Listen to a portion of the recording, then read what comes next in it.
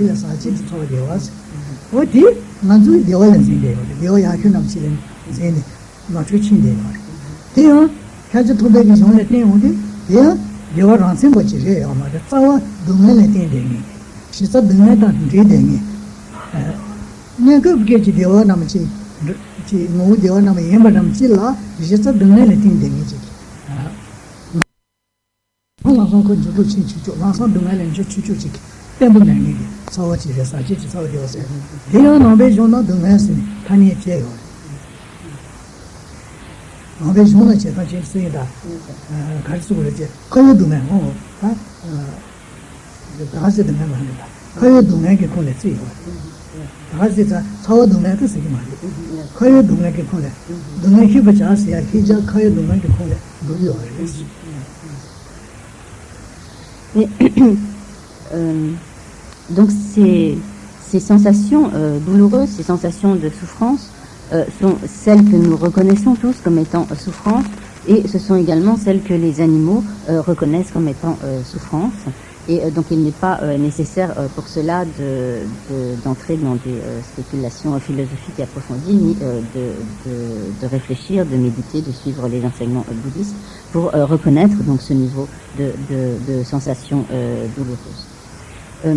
Il y a donc une autre sorte de sensations qui sont les sensations agréables, les sensations heureuses. Et en fait, parmi ces sensations heureuses, celles que nous connaissons, en fait, ce sont des sensations qui sont appelées des sensations plaisantes impures. Pourquoi sont-elles appelées des sensations plaisantes impures ou polluées? C'est parce qu'en fait, ces sensations plaisantes ont en fait pour cause des facteurs perturbateurs de l'esprit, des facteurs négatifs de l'esprit. Et c'est la raison pour laquelle elles sont appelées donc des sensations plaisantes polluées ou impures. Et en fait, donc toutes les sensations plaisantes que nous connaissons sont des sensations plaisantes impures. Et en ce sens, donc même si elles sont temporairement agréables, si nous les prenons en fait pour des bonheurs, fondamentalement, dans leur véritable nature, ce ne sont pas des bonheurs. Et bien que n'étant pas des sensations douloureuses, des sensations donc de souffrance, elles sont dans leur nature, la souffrance du cycle des existences, elles sont en profondeur de la nature de la souffrance, parce qu'elles sont en fait liées à la souffrance, même si elles ne sont pas donc des souffrances manifestes.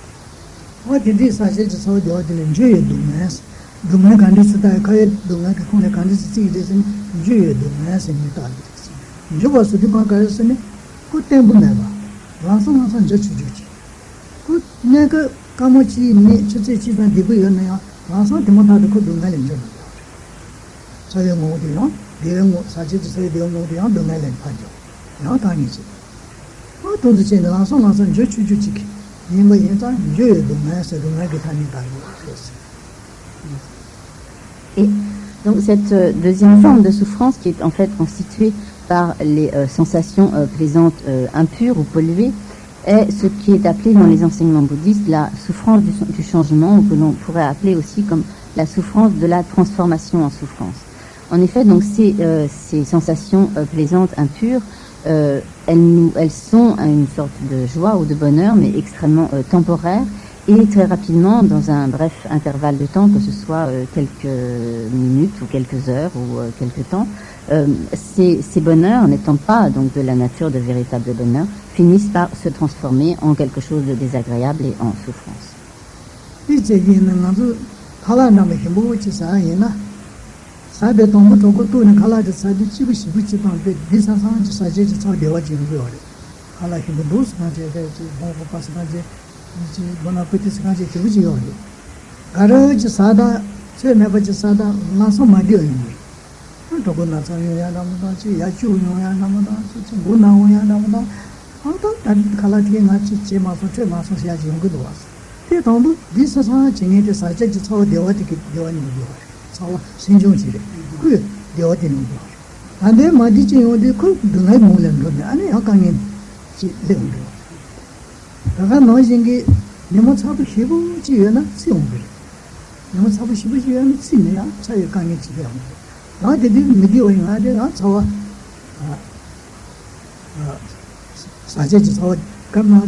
사회 동아지래 온도 나도 하고 야 미디어지 사회 동아지 얘네다 대바지대지 정부에서 나마다 농부에서 나마다 힘이 쓰지고 나마다 된지지 거기 제는 루시엔 제데 나서 리서서 지형 지부지 온데 차와지 마찬 얘들이 사제 저 되어디 다이 미디어 동아지 가서 야 사제 저 되어는 차로 야 디스라인데 얘는 뭐 되다 야 차고 야 대고 말이야. 대체 상부에서 나마다 내가 여섯이 만도네.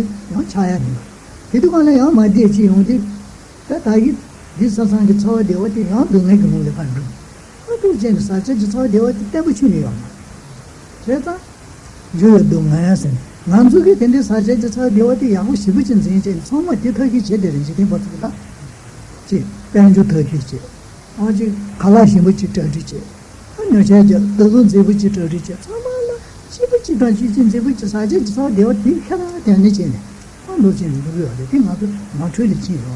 那开始多个别的大的见的那人하나 도진 막 세부 송데 당한 또 돌려 산로 방에는 된데 담보에 뭐 들어가 쳐야지 요.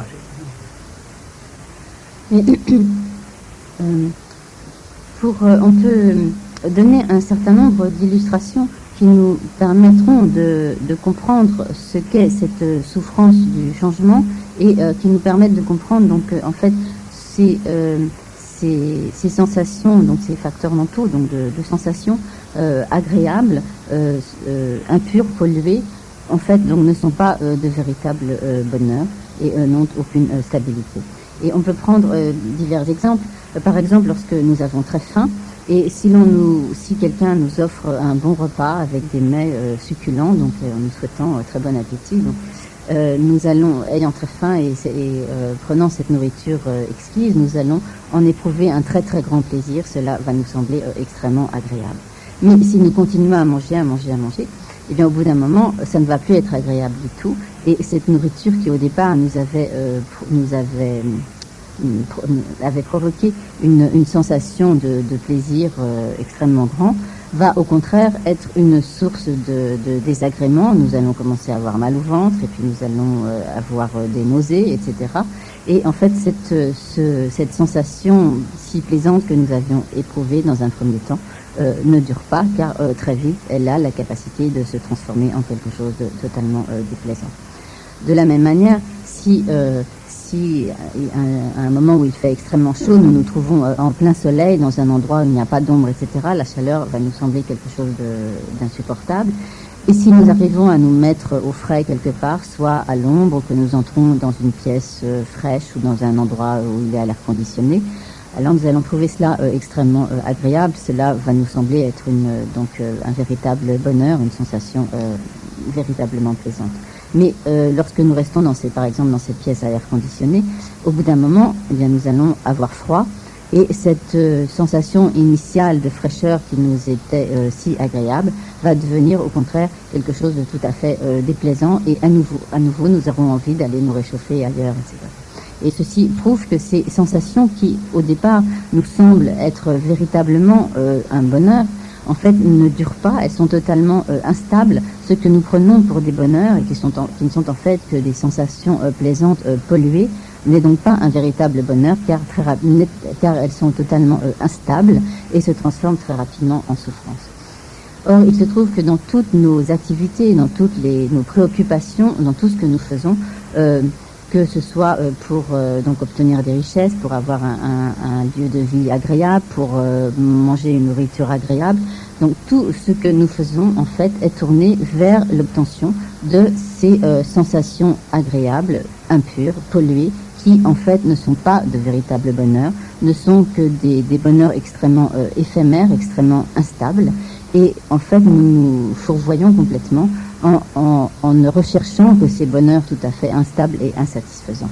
Et il nous suffit de réfléchir tant soit peu à tout cela pour constater donc que c'est effectivement ce que nous expérimentons.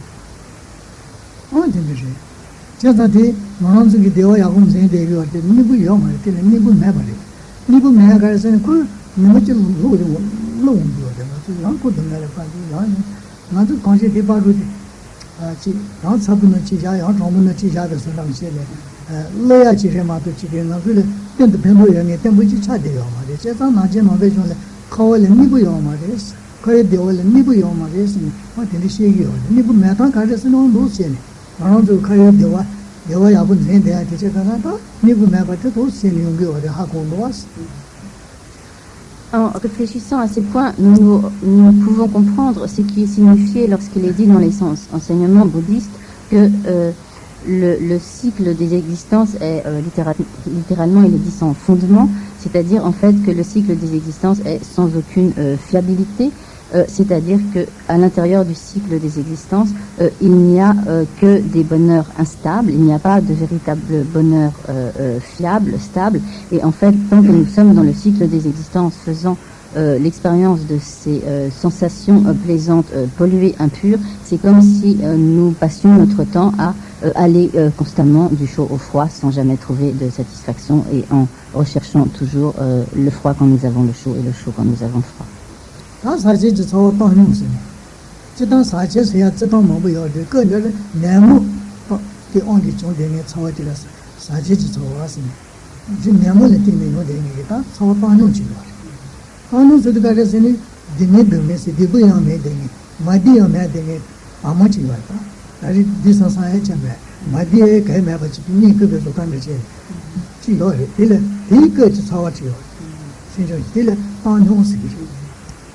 Dini dumi esi deoya manu dunaya manu kaya manu ki sawachi ile sa lemu de on ki tini ki sa ji sawa panu te he dumere kaya dumere ko ile chabon da shi dumere si chabon da shi dumere si dumere ki meta yo ku ga ri chabon da shi dumere si ka ri si ku be kawa ba tan ji ki ju le che de yo sa ji sawa da ne je ha ni kawa ba he shi这个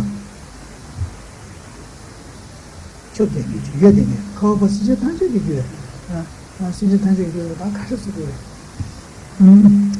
开始是过来去的，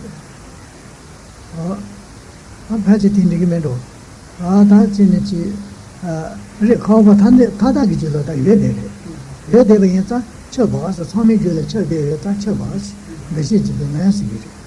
第一开始的时候，可能东海给马路啊，这个刚你给马路，第一个的时候，刚你有的，开始的时候，可能东海东，啥子就炒的我当啥子就炒东海的用啥个年长去下的，啥子就炒的我今天我就可能来也干你，放了的，啥子就炒东海去用的，可能点的可能来干你，就对你个可能来干，你就对你的把中国做的这，不知道用啥的，啥子就炒，就对你我都蛮就个来帮助来呢，帮不来呢，啊就。这刘安中央给就那么去了，我就过来帮助提空来呀，刘安的呀。东安中央给他们去接就过来要帮助提空来，要东安的嘛东西，这都有呀给念上去，念上去了，差点也差点的，这个是这个的设计东安，或者东安公了，嘛东安的这帮多少。Et il y a une troisième forme de souffrance qui est ce que l'on appelle donc habituellement la souffrance inhérente au cycle des existences. Et donc nous avons vu parmi les sensations, donc il y a ce facteur mental de sensations, il y avait donc des sensations douloureuses, déplaisantes, des sensations agréables, et il y a également donc des sensations neutres. Or, toutes ces sensations neutres sont donc les sensations que nous éprouvons lorsque nous ne faisons ni l'expérience de quelque chose d'agréable, ni l'expérience de quelque chose de désagréable, mais que donc nous avons, donc, comme son nom l'indique, une sorte d'expérience neutre, sans souffrance ni plaisir particulier.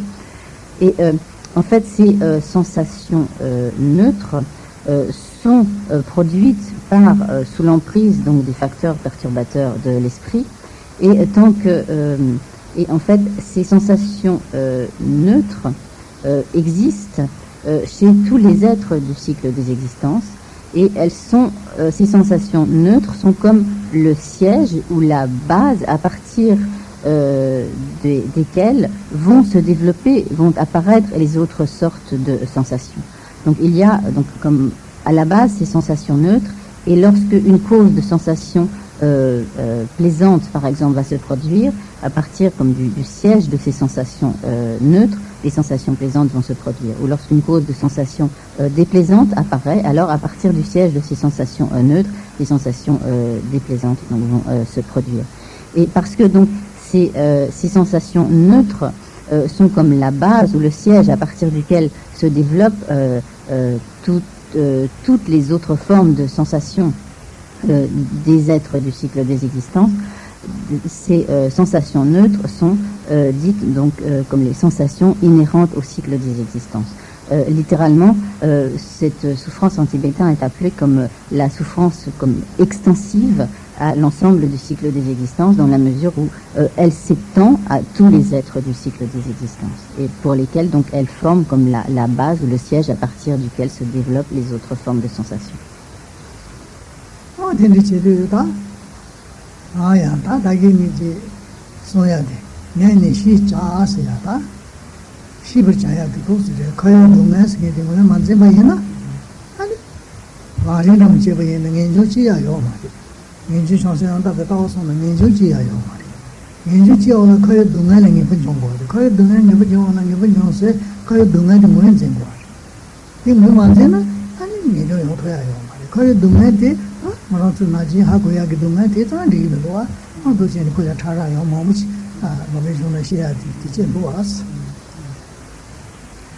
Donc, tels sont les divers aspects, les diverses formes de la souffrance que nous devons reconnaître, que nous devons identifier.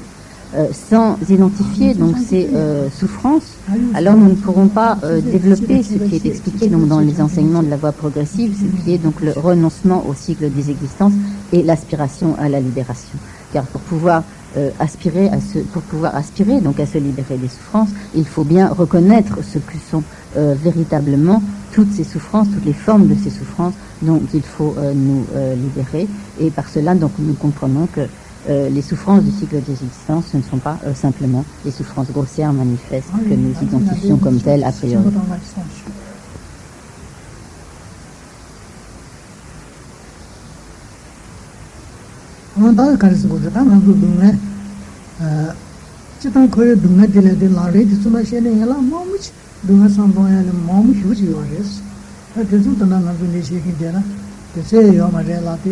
당연히 담보지 거의 등가 버지도 아래 남로제 제만둥이 아니 고에 추니 제 가게 고야 추에 매지 제기레스 당한도 비디람 마셔베나 어때네 비디 담신다 돈에 손치지 거의 등가들 이 생기 투네 생기 차식이 투네 시고요레스 제단다 생기 꼴려야지 가수래 지 내수디 너무 좋은 말로 제가 세부 아니 그 하고도 요 말에서 너무 좋은 말이나 신기네 이거 동기네 싶대 제가 그 신야가를 가고 있지 너무 마음 마인데 주로 게다가 가리 있는 신기 거기 노던데 시버티 하자니 그 하나 매버담지 어떻게 차려요 제가 이제 동안에 남들이 신기 자식이 그네 봐지 요신이 봐 문제 뭐야 지금 그나가 또 뒤뒤치 그나가 손신 뒤에 어떻게 당나도 돈에 관련 조심이 안 돼. 뒤투는 봐. 또 시행이었어.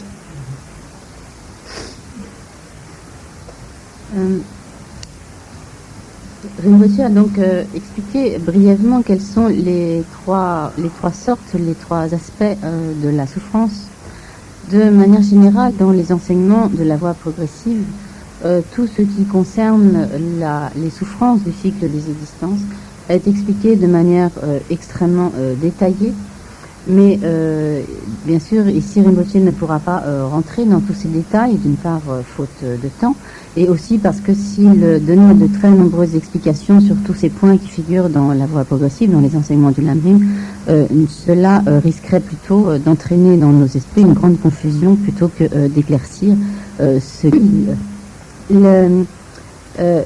que nous devons bien retenir, entre autres, c'est que la souffrance est en fait un processus mental.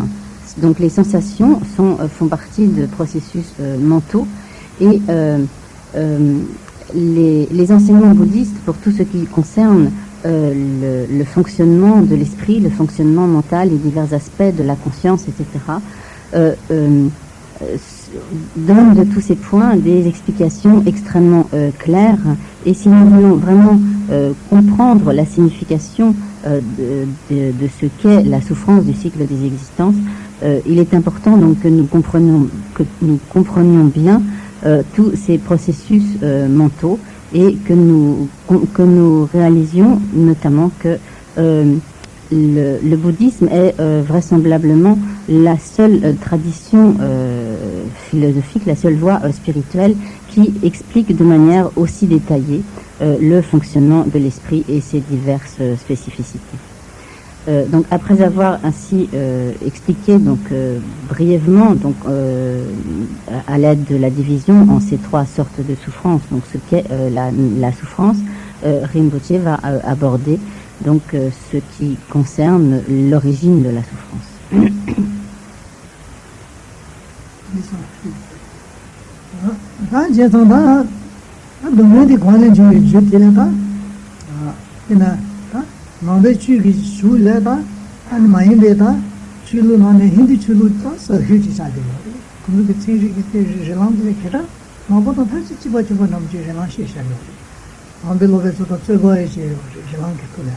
Shiragi tin sabunam chade yore hindi churu. Redi hine kundu kichi dunga konlen jowe dunga jomso dunga sinadi teche. Dunga ki jo tila ta le dane amo neche tosi jari yore. Tila konjo dhamma siri. Le chi khelni yore hindi ki chulu titule le khelni yore. Dunga ki chule le chi khelni yore. Ta le ki tsawa namde thuso di nemo ta karisi kurachi ta thuso namchi. kunzuki mwenze puyo. Kunzuki ndocha shidon ngache tutsu mwenze puyo. Pise yo wangi la sagi yo baka kishita mari yo baka kunzu haku yo shegi yo. Hene ndocha shidon yo so de tsawa timu mariba, danzi mariba sangete ta kunzu chuni mwenze puyo. Chedanda nombe tenpa ge tuso tsawa namdi chidon de la sangete nemo be wangi saku yo.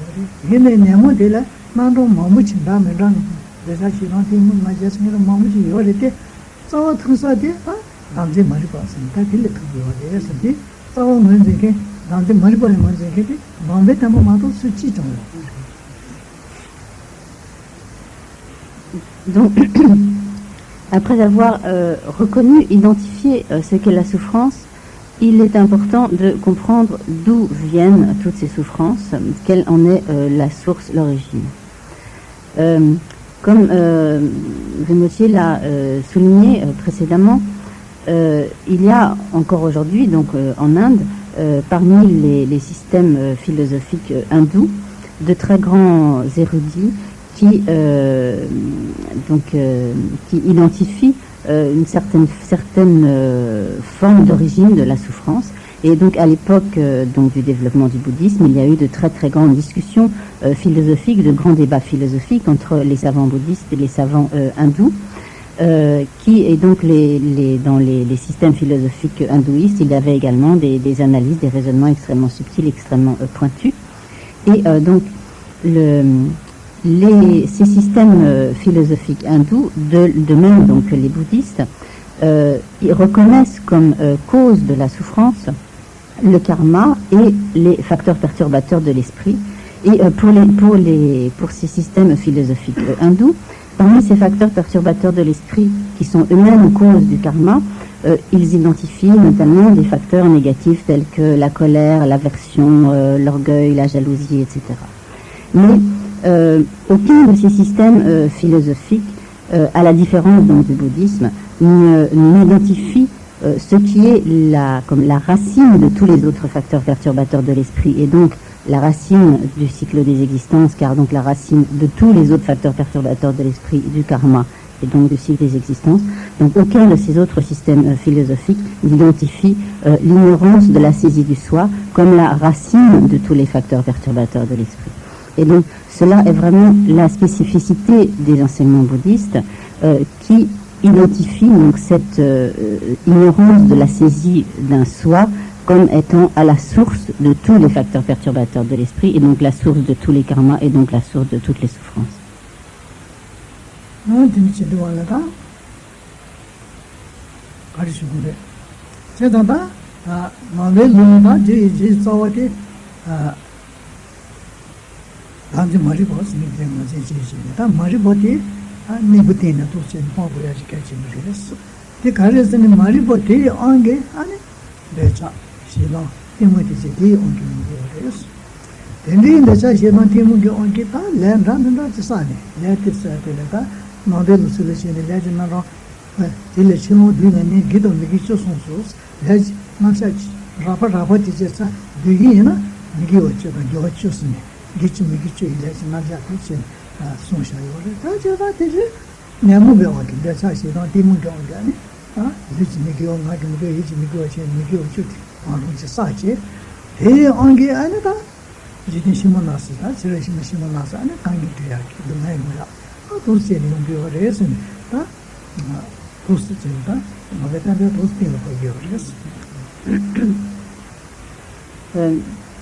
En effet, donc, selon les enseignements bouddhistes, c'est l'ignorance de la saisie du soi qui est à l'origine de tous les autres facteurs perturbateurs de l'esprit. Et donc, ce qu'il faut mettre en œuvre, c'est le remède à cette ignorance. Cette ignorance de la saisie du soi est ce qui va engendrer, donc comme cela a été dit, tous les autres facteurs perturbateurs de l'esprit, parce que c'est elle qui est en fait le fondement de facteurs perturbateurs tels que le désir, l'aversion, la jalousie, la colère, etc. Et sous l'emprise de ces facteurs perturbateurs, tels que la colère, l'aversion, le désir, l'attachement, sont accumulés toutes sortes de karmas. De manière générale, parmi les karmas, on distingue comme schématiquement les 10 actions non vertueuses et 10 actions vertueuses.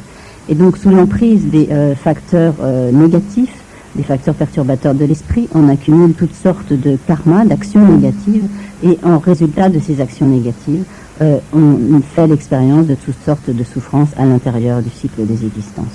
Donc, si l'on veut mettre fin à tout ce processus, il faut employer, mettre en œuvre le remède à l'ignorance qui en est la racine.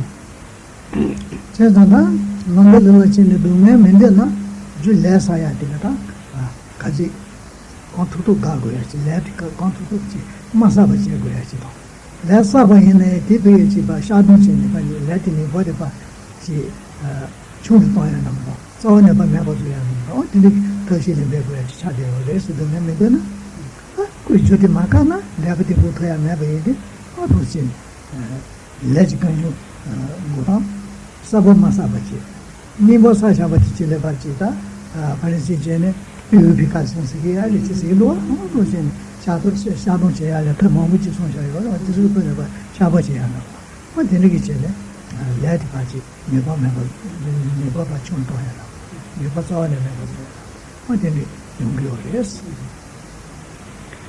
Par conséquent, si l'on ne veut pas faire l'expérience du résultat qu'est la souffrance, il faut faire en sorte d'en éliminer ou d'en neutraliser les causes. Les causes donc de la souffrance, qui est le résultat, c'est les causes directes, donc est constituée par les karmas négatifs que nous avons accumulés. Donc si l'on ne veut pas faire l'expérience du résultat, on doit d'une part essayer de ne plus accumuler de karma négatif et d'autre part mettre en œuvre les méthodes qui permettent de purifier toutes les empreintes des karmas négatifs que nous avons accumulés. Et dans les enseignements bouddhistes, il est donné de très nombreux moyens, de très nombreuses explications sur les méthodes à mettre en œuvre pour procéder à la purification de toutes ces empreintes de karma négatif.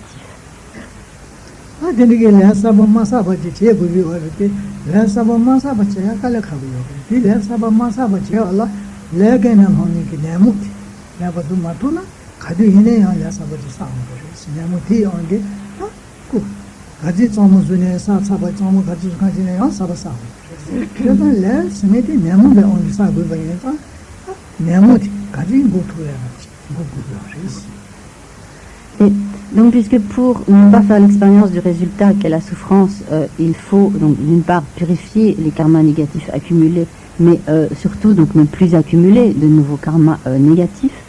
Mais en réalité, donc même si l'on s'efforce à de nombreuses pratiques de purification, dans la mesure où les causes des karmas sont présentes en nous, il est extrêmement difficile de ne plus accumuler de karmas négatifs.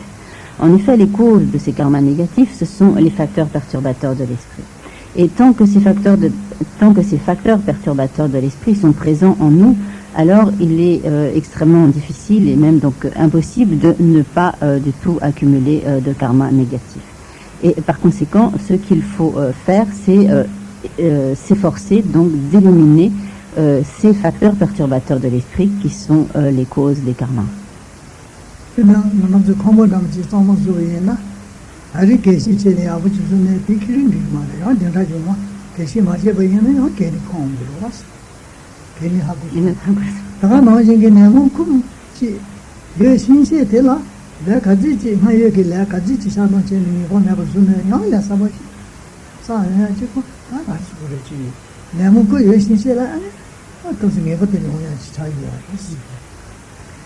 C'est un peu comme lorsque nous faisons le ménage à l'intérieur de la maison.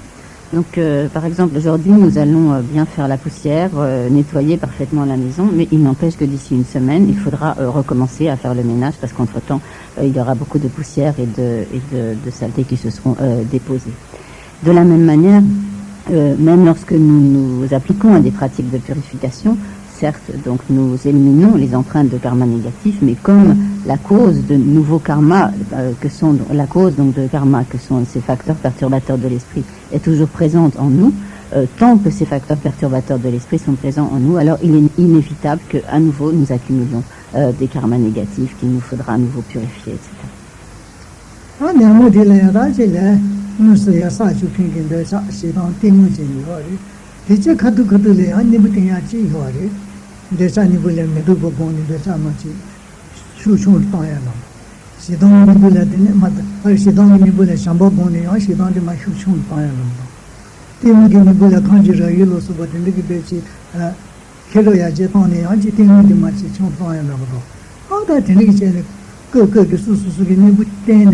마치 구수 쇼촌 방야지 요래때 얘네 그 신치게 약간 제게 제나 그 양조 약간 지용비라 말이지 신사원의 제마도들 약간 가지지 총에 이 방문에 돼야 이거 말로 스피티 나진게 자기 니부딘데 자지저 되게 삼보군데 전에 그거래 고도 내고 총을 치는지 어찌용 그래대 싸워 그게 지금 단지 말이 버티 내가 좀 많다 보이나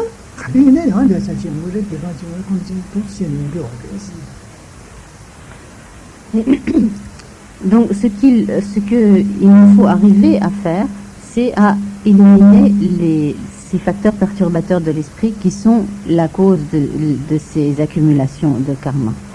Les facteurs perturbateurs de l'esprit qui sont à l'origine comme directe de l'accumulation de karma, ce sont des facteurs mentaux tels que le désir, l'aversion ou l'aveuglement. Et ces facteurs mentaux poussent à ces accumulations de karma et il y a des moyens de remédier à ces facteurs mentaux par des méthodes qui sont leurs antidotes directs. Par exemple, pour remédier au désir et à l'attachement, il y a un remède direct qui consiste à méditer sur l'impureté, sur les imperfections des objets d'attachement. Un remède comme antidote direct de l'aversion, de la haine, de l'aversion. La méthode consiste à méditer sur l'amour à l'égard des autres êtres. Et en remède donc à l'aveuglement, il y a donc des remèdes tels qui consistent donc à développer notre sagesse, notre connaissance. Mais donc tous ces remèdes, certes, sont efficaces temporairement et il est très bénéfique de les mettre en œuvre. Néanmoins, ils n'ont qu'une efficacité partielle Et c'est un peu comme si un arbre nous gêne, mais que nous ne faisons qu'en couper les branches. Donc temporairement, effectivement, nous allons obtenir un certain résultat en coupant les branches de l'arbre, mais au bout d'un moment, ces branches vont repousser, et tant que nous n'aurons pas coupé l'arbre à la racine et déraciné en fait cet arbre, alors il va repousser, et les efforts que nous aurons faits ne pourront pas avoir de résultat définitif. De la même manière, ce qui est donc à la racine de facteurs perturbateurs de l'esprit tels que le désir, l'aversion, l'aveuglement, c'est l'ignorance de la saisie du soi. Donc, tant que l'on n'aura pas comme déraciné cette ignorance de la saisie du soi, alors les autres facteurs perturbateurs de l'esprit pourront toujours se reproduire.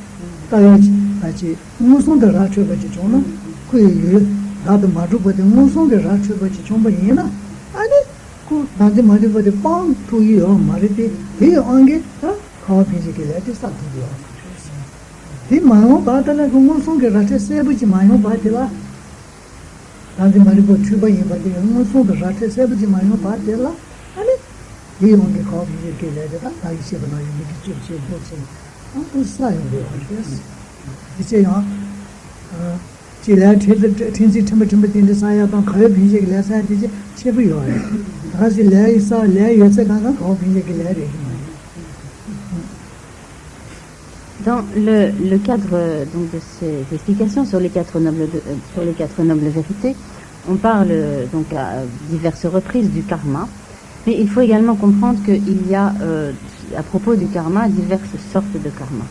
Le karma dont on parle essentiellement dans le cadre de cet enseignement sur la souffrance, l'origine de la souffrance, donc dans le cadre de cet enseignement sur les quatre nobles vérités, c'est essentiellement ce que l'on appelle le karma projeteur de renaissance dans le cycle des existences. Or, donc, tous les karmas ne sont pas des karmas comme projecteurs de renaissance dans le cycle des existences. Toutes les actions qui sont accomplies sous l'emprise de l'ignorance de la saisie du soi sont des karmas projecteurs de renaissance dans le cycle des existences. On pourrait alors se demander, mais est-ce que pour